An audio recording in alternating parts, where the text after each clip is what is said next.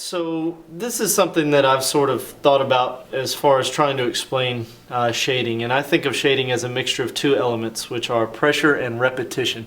If you press down hard, you can repeat less times and get a dark mark. If you use a lot of repetition but a little bit of pressure, you can actually get some very fine gray tones. And I'm just working with a normal number 2 pencil here to kind of demonstrate this. So let's say I draw a cube and I'm going to throw my lines, and you can refer to one of my older tutorials about drawing freehand lines and circles to sort of get an idea of how to do this.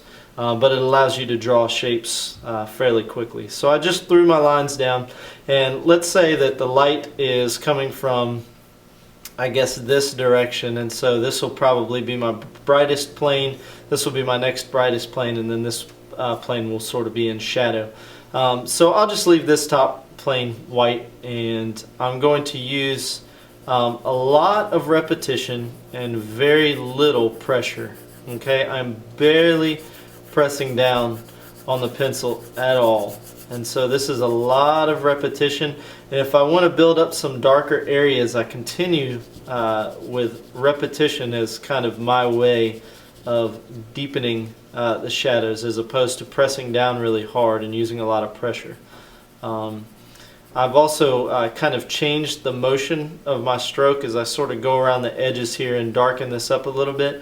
I start to use kind of a circular motion, whereas before when I was crossing across the plane like this, I was using longer strokes and longer motions. Alright, so that's pretty good.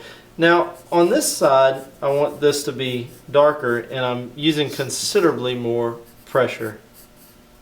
And I'm just starting with the outside edges first. And now I'm going to come in here. I'm also changing the angle of my pencil strokes here, and that just also helps to express that this is happening on a different plane. So these lines are sort of running parallel with this, and I guess I could have done the same thing on that. I actually went on a diagonal for that one, so I guess that's not completely consistent, but you still get a good idea for how to shade.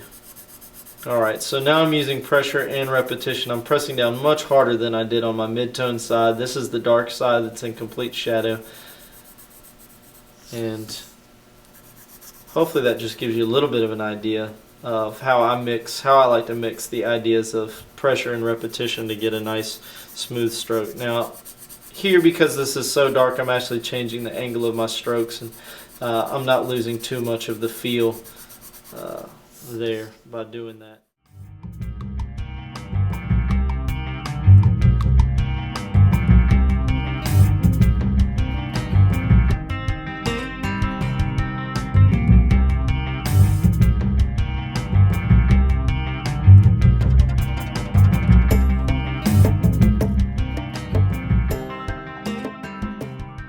There's that, and honestly, if I were to draw my light arrow again, I'd probably say the light was coming more from this direction than this direction. Now, same thing applies if you're going to do a sphere or a circle. And again, this is in an earlier tutorial on how to draw a freehand circle. Kind of run your hand around and around until you feel like you're making a round shape, and then you touch your pencil down and make a circle. And it won't be perfect, but it'll be pretty close, and that's really what you're going for, because you can kind of clean it up and shape it a little bit more.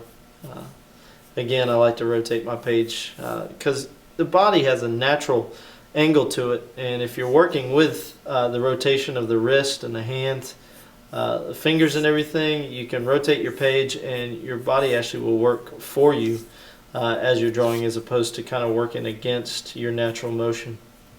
So that's something to consider and apply as you're drawing, is how maybe, I know a lot of times I have trouble with symmetry, and I have to think about, do I need to rotate my page in order to accomplish a more realistic symmetry.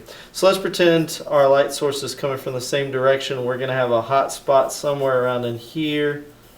So I'm drawing this circle, kind of thinking about what I call protecting my white space. I'm giving myself this area that I want to remain very, very light, and so I want to start on the outside of that space. So I just kind of draw that in, and honestly I'll probably come back with an eraser and get rid of that harsh line, but it gives me a good starting point.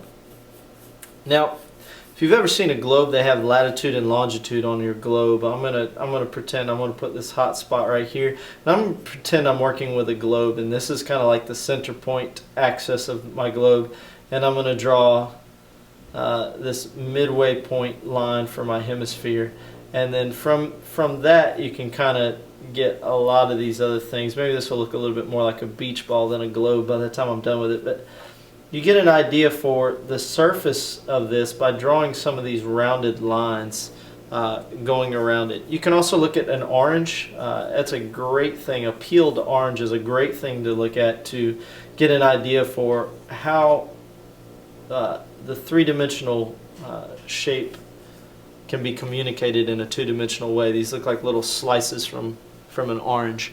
But your shading should have some way to communicate that this is happening on a round surface. And so first of all, my strokes, where on my cube I could just go up and down or diagonal, here I'm a lot more sensitive to the fact that this is a rounded shape, and my pencil strokes need to be rounding around this shape as I'm shading. So I'm not just concerned with the color, I'm also concerned with the shape.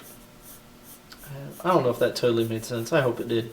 But you can tell that my stroke as I go is round, and I'm trying to move, I'm almost thinking of this as though it were a round shape as I'm shading. I'm thinking about how do I kind of shape this thing. I'm almost sculpting it in my mind, but using my pencil to do the sculpting. So I know that this is nice and round, and so I want my shadow to look nice and round as well. I hope that makes sense. Some things I think I understand just because I have to live in my mind. So I'm trying to welcome you in to my thought process, which may or may not make sense to you. So anyway, I think of it as sculpting the shape as I go.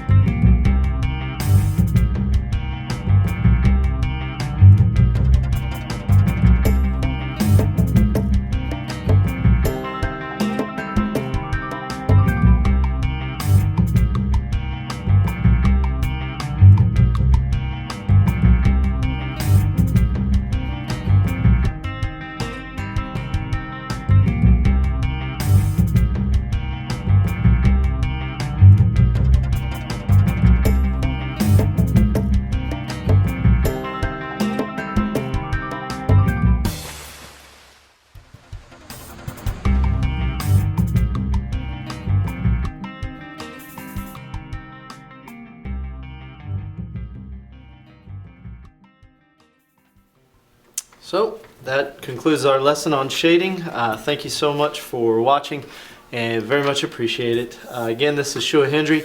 If you haven't already checked it out, this is my comic book, The Legend of Harapan, that was just came out in October 2013, so very excited about this.